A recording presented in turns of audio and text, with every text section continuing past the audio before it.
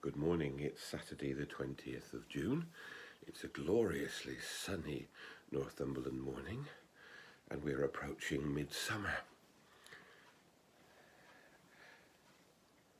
The scriptures today provide an interesting picture. Firstly, in the Old Testament, Zechariah, the faithful servant of God, is executed by the enemies of God in Israel. It's a sobering story of someone who is faithful unto death. And then in the New Testament, in St. Matthew's Gospel, and we're looking now at chapter 6, towards the end of the chapter, verses 24 and onwards, Jesus sets two things before us. Firstly, this choice that we have to make. The choice that in the old version was you cannot serve God and mammon. You've got to take a choice. In the newer versions, it often says God and money, but actually I think it's really about the way of God or the way of the world. And of course, the way of the world is about money and power and influence and the ability to be able to use people to your own ends. It's about celebrity. It's about the sort of popularity that comes from whipping up a crowd. And opposed to this, Jesus says, you could serve God instead. And if you remember, that was one of the temptations that Jesus had at the beginning of his ministry. Does he go for wealth and power and celebrity? Or does he instead choose the way of love, the way of the cross, and the way that ultimately leads to suffering? And that choice is there for all of us. And Jesus sort of expands on this in his teaching in St. Matthew's Gospel. I'm just going to give you a little bit more. Don't worry about your life and what you are to eat, or your body and what you are to clothe it. Surely life means more than food, and the body more than clothing. Look at the birds of the sky. They don't sow or reap. They don't gather into barns. But God looks after them. Don't worry about tomorrow. Tomorrow will take care of itself. Each day has enough trouble for itself. So, is Jesus actually saying we just abandon everything? Well, he could be, and he could say that to some people. But I think he's saying to us, know that in everything I am with you. And that promise of his presence is a constant. Christianity doesn't mean that we're insulated from suffering. People get ill. People die.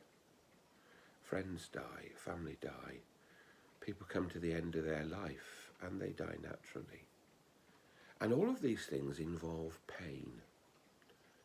Christians don't float through life, 2 feet above the ground and not feeling the bumps beneath us. But what God promises us is that he is with us. Francis Spufford, in his book Unapologetic, describes the searing pain of Jesus on the cross, and then of Mary going to the tomb. And he said she doesn't notice the feet, but then the words came, more than you expect can be mended. Jesus is saying that God's faithfulness and love is there even in suffering and death. We are never alone. We are never without the presence, the comfort, and the hope that comes from God. Think of these last 3 months in our country. The way in which we have seen in the actions of health workers, key workers, and those people who day by day have volunteered to help others. We have seen even in the darkness of those days, those 22 days we're told, when over 1,000 people died of this terrible illness, the hope was in the love and compassion and the presence of others. And of course, as we're reminded quite often in the prayer of St. Teresa, Christ has no body but ours to do these things. And that in everything we are enfolded by God.